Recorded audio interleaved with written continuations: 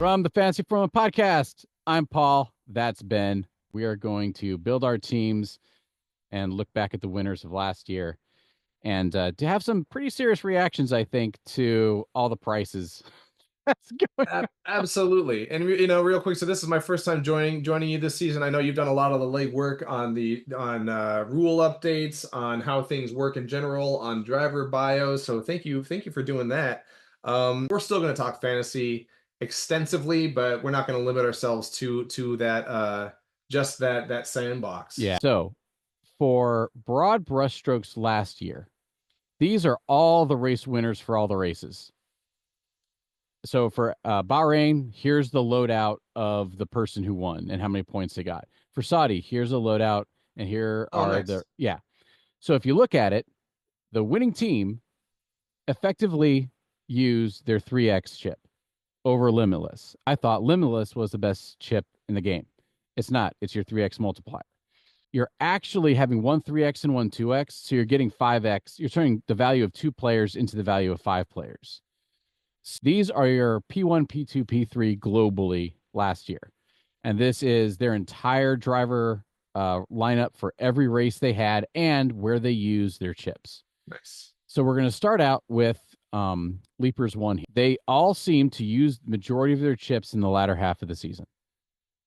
So, and the reason why I'm guessing is because at that point, you have had the chips in your back pocket that you can use them if you needed to, but also you can improve your driver's lineup as the season goes if you trade off, trade on, do it right. And so as long as you have drivers that you're familiar with who are known to be high performers, Mm-hmm. who are part of a constructor that had a great car coming out of the 24 season, you've got a pretty decent data set. But I see your point where there have been changes. Drivers are not who they were last year. Hey, Sergio Perez.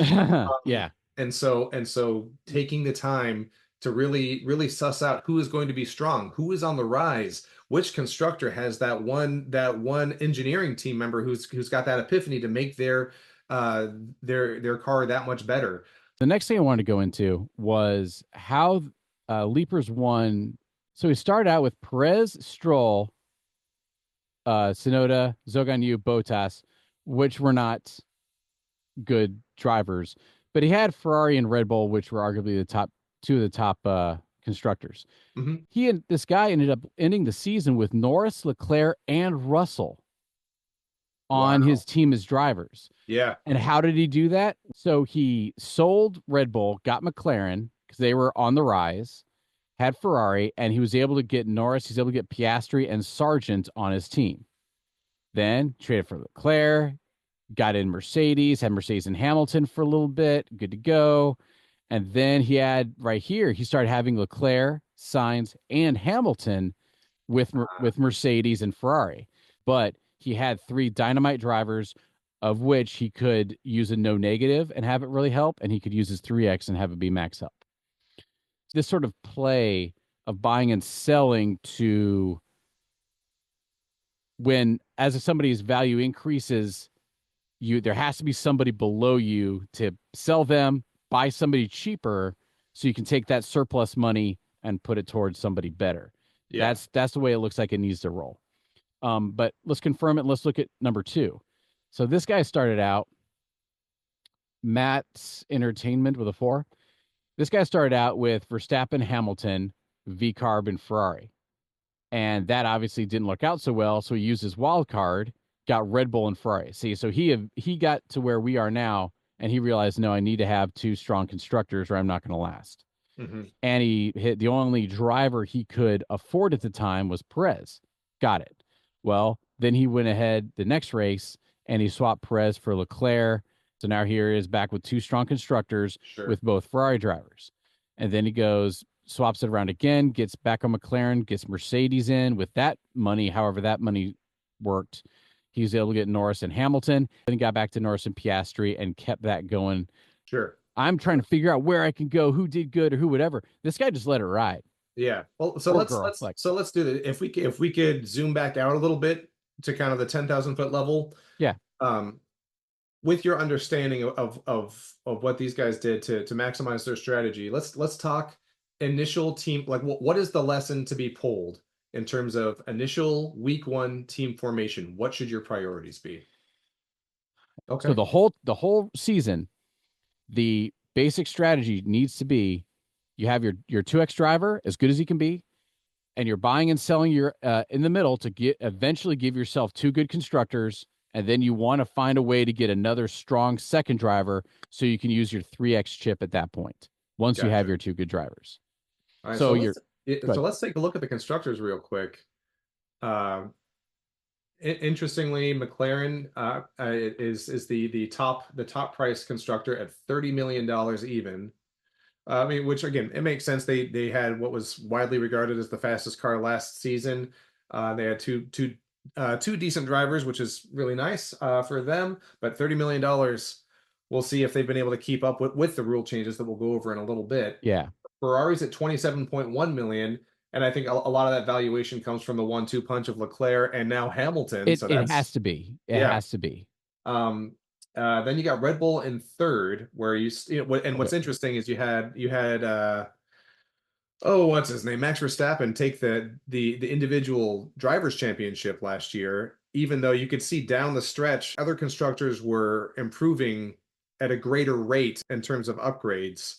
So I think that's very interesting to see And how far down they are from McLaren in and that I'll regard. chime in right here for that on that. So McLaren and Ferrari both have two veteran drivers. Hmm. Red Bull and Mercedes both have a rookie. As soon as Kimi Antonelli and Liam Lawson come out of the gate and both pull up, in the top six, Hmm. these values are going to very quickly ascend to catch up with McLaren and Ferrari. Sure. Oh, and so where I think it gets really interesting is so Mercedes is at 22.7 mil. I became a fan of George Russell last season just because of his level of reliability. He had a couple wins. He had one taken away from him that was heartbreaking. Oh, that Uh, was ridiculous. that was rough. But they, like you said, you got Kimi Antonelli who just turned 18 years old. Holy cow! I'm turning 41 in a few months. Right? Right. Anyway, that's not depressing.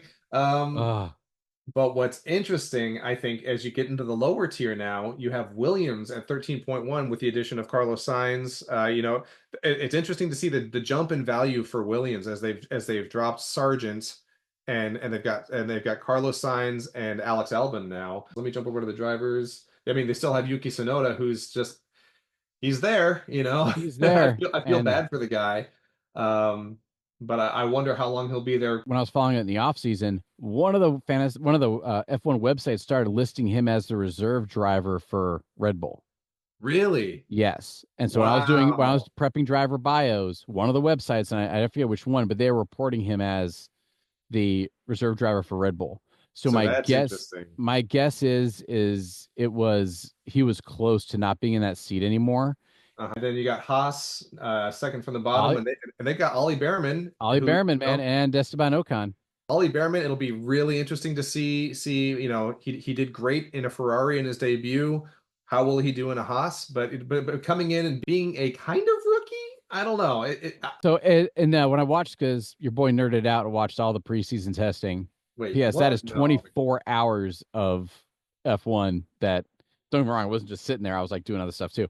But Sure. basically, there was a big talk about whether or not a lot of these rookies are true rookies, since a lot of them have been in F1 seats before. Oh, interesting. And Okay. so it's not, and so technically there should be, six rookies on the grid. But is Liam Lawson a rookie? He's raced two different years in Formula One, but he's never had a seat. So technically this is his rookie year, but he has a number of Grand Prix under him. I'm counting them all as rookies because they're rookies. Uh-huh. But yeah, you're right. Oliver Behrman, he has like he raced and did pretty well with two teams last year. Yeah, So absolutely. And then again, rounding out the bottom is Kick Sauber, who has two new drivers this year. There's no more Zhou Yu, and Valtteri Bottas is the reserve driver for Mercedes. He's just waiting for Kimi Antonelli to fail. well, and It's so two things about that.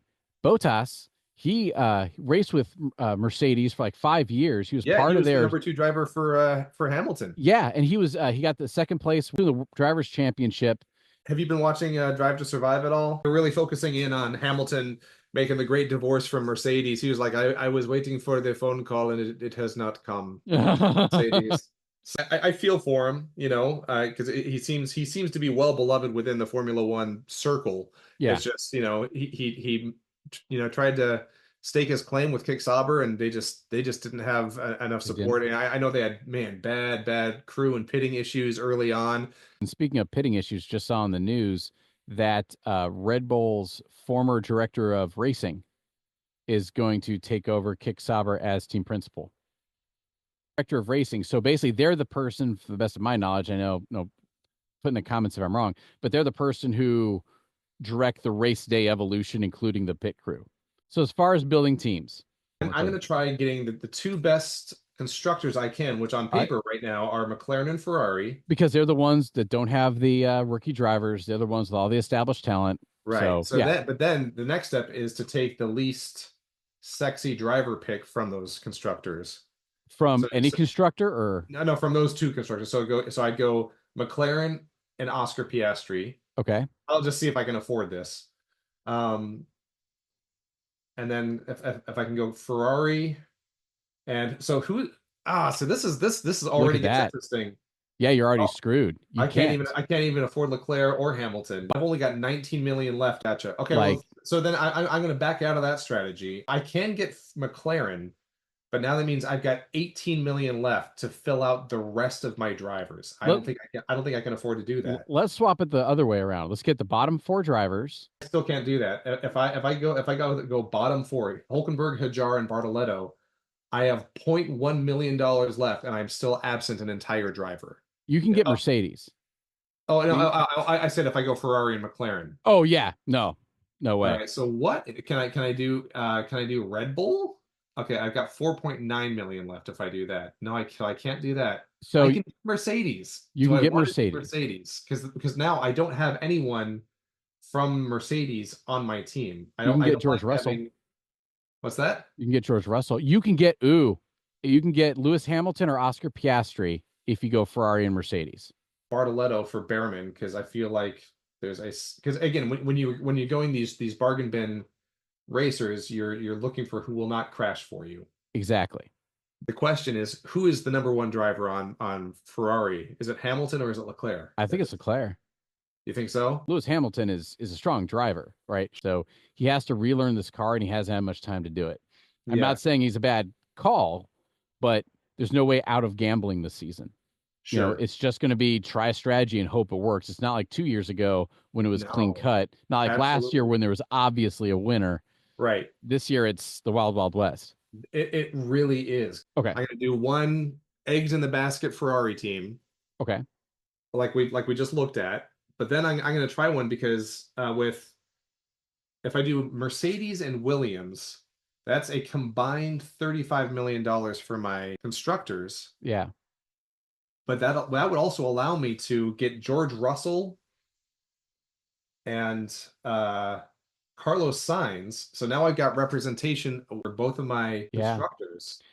And I can still get kind of mid-tier performers, which would give me some flexibility, up or down flexibility as the season goes on. As soon as Sainz starts finishing in the top 10, like as soon as Sainz is your 9th driver, like he's worth the money then at that point. But let me ask you your first impression of, okay, so Sainz is Williams now. Yeah. Sainz has a couple of wins under his belt that are all his own because he was kind of representing himself, even though he was Ferrari last year. Sainz for $13 million in a Williams suit. What is your first thought? I mean, he's still Carlos Sainz. It's a gamble. If the car is, how about this? If the car is there for him, then absolutely, I think he's well worth it. I think he'll do better in a Williams than a lot of people. If you can get Sainz on your team, he could show up because as soon as Sainz starts doing well, his value is going to spike. Sure. Let's go back in the Wayback Machine to 2 years ago.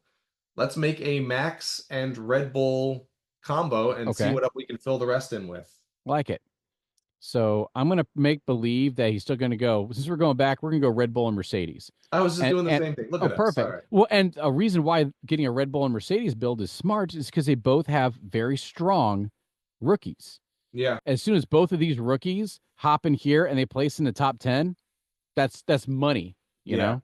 Now we can't do it. Can't do it. A million shy. So we would have to drop Mercedes, and then your next best constructor option, according to Fantasy Formula One, is Williams. Ugh.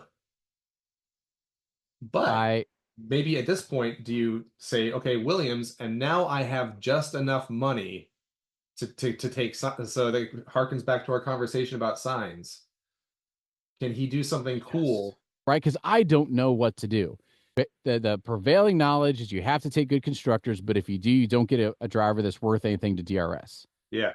As soon as you get a strong DRS driver, you can't afford two strong constructors. You can only get one, and then you have to roll the dice with Williams.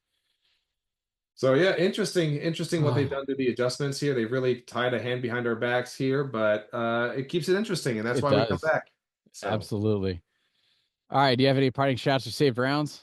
watch Drive to Survive. It's a good time. You've got, as of record, a day and 10 hours to get your teams locked in. Don't forget and pay attention. And we'll see you next time. All right. Cheers.